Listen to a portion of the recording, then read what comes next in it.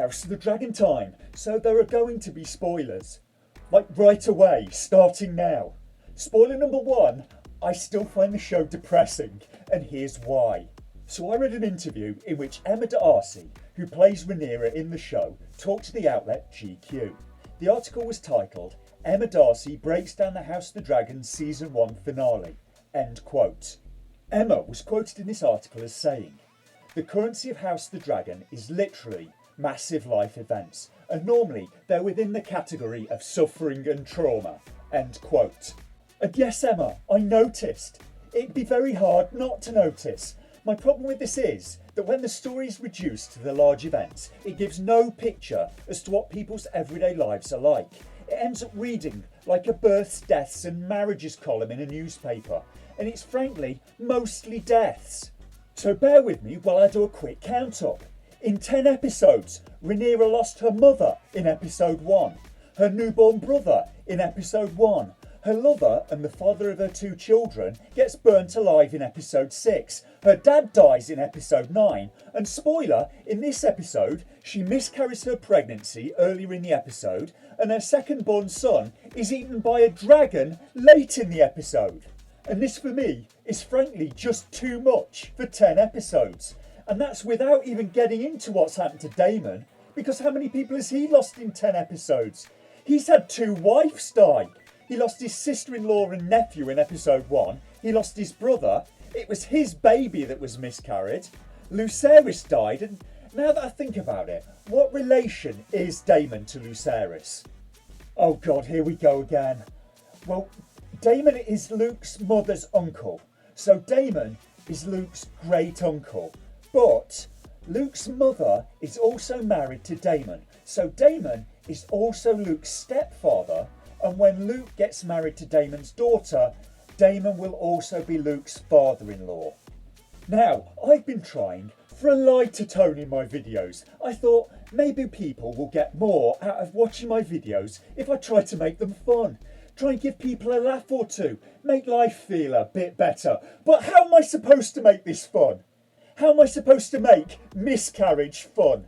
Hang on a minute while I dig out my big book of dead baby jokes. In the interview, Emma goes on to describe the stillbirth scene, saying, the advice Rhaenyra is receiving is to have patience, in the hope of preventing the child being stillborn or preventing harm to the child, and she ignores the advice, seeking instead to get this body out of her. And I think it's really fundamental, and it will be possibly divisive, but ultimately, I think she chooses her own bodily autonomy. She prioritises her own bodily autonomy. She literally says in the scene, like, get it out, end quote. So from this, it seems the showrunners and actors of House of the Dragon have intentionally made the show worse viewing so they could pass a commentary on a woman's right to choose and the US Supreme Court's Roe versus Wade decision. And I'm not even sure why I'm getting the 3rd degree on this one. I'm in the UK. There's sod all I can do about it. The interviewer goes on to ask, it's the 4th graphic birth scene in 10 episodes. Are you aware of the criticism surrounding the frequent birth scenes? And Emma responded, I haven't seen loads of it to be honest, but I take real issue with the idea that we shouldn't see women in labour depicted with gritty realism and blood and placentas, especially on a show where part of its USP is big gory battle sequences. What it feels like is that we want women to conform to a certain image, end quote. Is that part of the show's USP? Big gory battle sequences are. Because if it is, you guys have royally screwed up.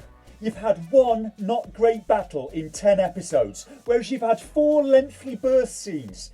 The birth scenes probably had more runtime than the battle. The sex and the violence has always been a bit tawdry in Game of Thrones, but in retrospect, I still like it more than what House of the Dragon's offering. And nor do I feel it's about making women conform to a certain image. People are very complex. They love, they hate, they make love, they go to the bathroom. Going to the bathroom is a fact of life, but pretty much nobody wants to watch an hour-long video of you doing it. Probably even less so if it's depicted with gritty realism and blood. I swear to God, it's like Hollywood writers forgot that they're supposed to be in the business of producing entertainment. And sorry guys, seeing women screaming in pain is not my idea of entertainment. So the episode starts off and we have quite a good scene with Rhaenyra and her son Luke.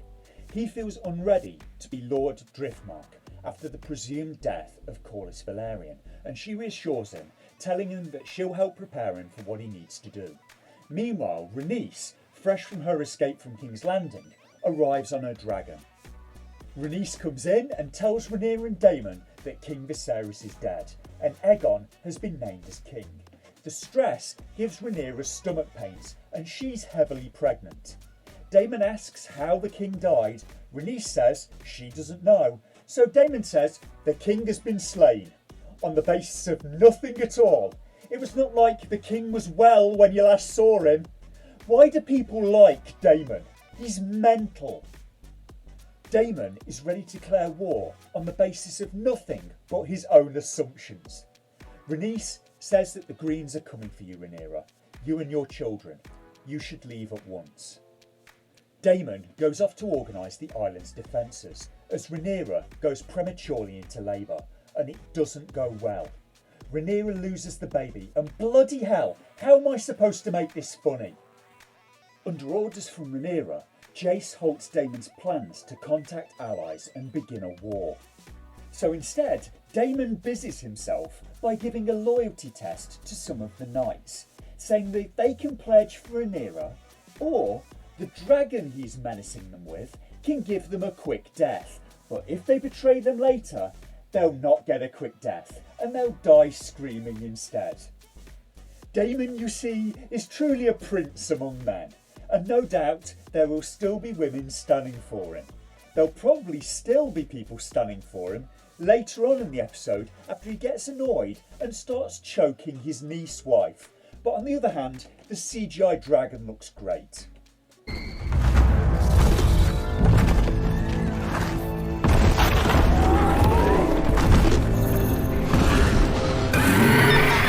Rhaenyra is then made queen with the crown that Sir Eric brought from King's Landing. I was not sure which one of the twins it was at first, Eric or Arik, so I had to look it up on IMDb.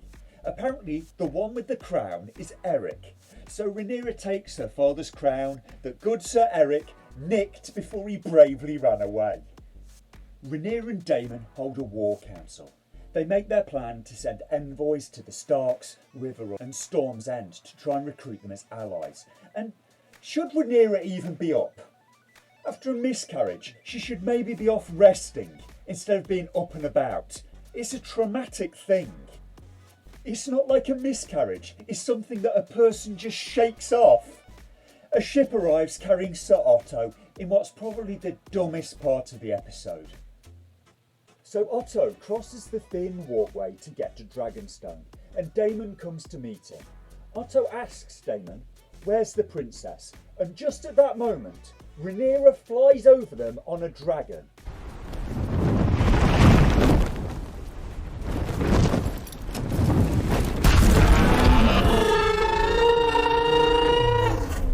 It was bad enough when she was moving around, but Rhaenyra riding a dragon around just after she miscarried a baby is idiotic.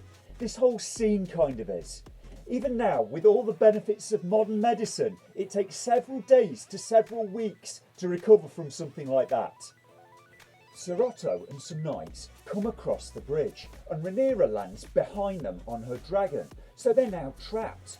She nearly buckles the bridge by landing a massive death lizard on it. And is that the only way into Dragonstone? What are they going to do if she collapses the bridge? Rhaenyra then gets off of her dragon, off camera. And how did she get off of that dragon exactly? You showrunners couldn't think of a way that didn't look silly, could you? How did she get off that big dragon on that narrow ass bridge? Did she slide down its neck like Fred Flintstone on a Brontosaurus's neck? And then she walks through the middle of Otto and his men. And one of them could have just stabbed her. They could have maybe ended the war right there.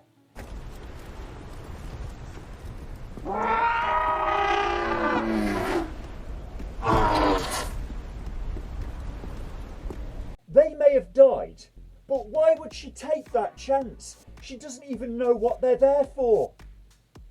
At this stage, Rhaenyra doesn't even know they're there to deliver a message. As far as she knows, they could be there just to kill her. And again, we have a victory of style over substance, because that's what this entire scene is. They thought it would look badass for her to fly in on her dragon, that it'd look badass for this empowered woman walking through her enemies like they're nothing. They aimed for badass and it ended up just being ass, because their actions make no sense whatsoever. Could you make me a cup of tea, please, Stephanie?